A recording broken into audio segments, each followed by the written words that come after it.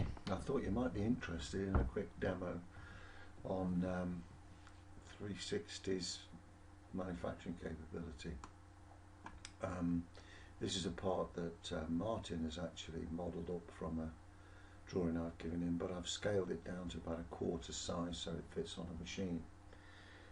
So we go into manufacture and we choose additive manufacturing, and the next thing is we need to choose, going over from the left to the right, setup, choose the setup as additive, select a machine. I think it's pre-selected one I've already got. So here's some that are in the library. You might have not all of the machines we've got at the university, but I noticed when Dan was on LinkedIn with that picture, he was using an Ultimaker, which is actually here. But we actually have to select a post-processor, which is given us there. Select that machine, and you can see that the machine envelope is placed around the part. And that's all we've got to do there. The next thing is that the part really isn't organised particularly well, so you can either move the part with this tool set, or you can hit this one, which is minimize build height, and it'll place the part on the center of the machine there. The next thing, you can look at the print settings, which you've got control over all the extruders.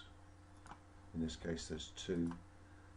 How you build the layers, infills, skirt brims, rafts, supports, bridging, cooling, G-code. So all of that you can actually mess about with. We want an infill on this part, so of what type, stars, flowers, blah blah blah. So I'm just going to go for honeycomb. Okay, that. Supports, it will need some supports in there, so let's let the machine do that. And then the actions on this, then you can see the toolpath's actually been set up, but it's not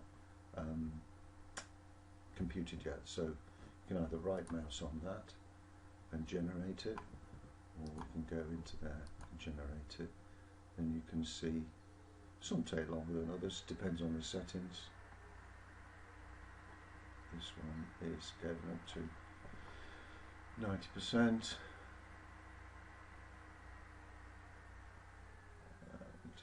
it's nearly there.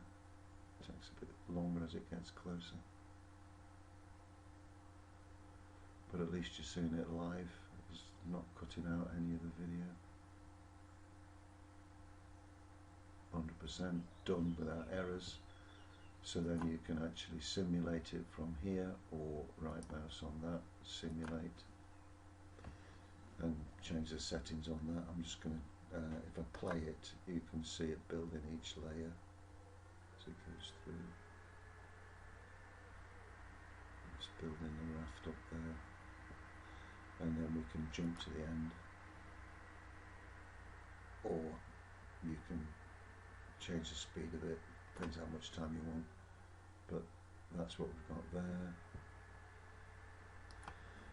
And then we can generate and post-process the toolpath, and post that. It will jump to standard place where it's doing it, but I've already done this, so I'm going to overwrite the file I've already done.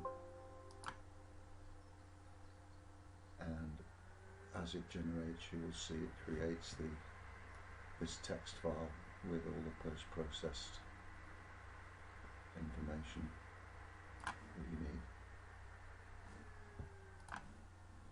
And that's about it, really. It's as simple as that. Right, okay, thanks.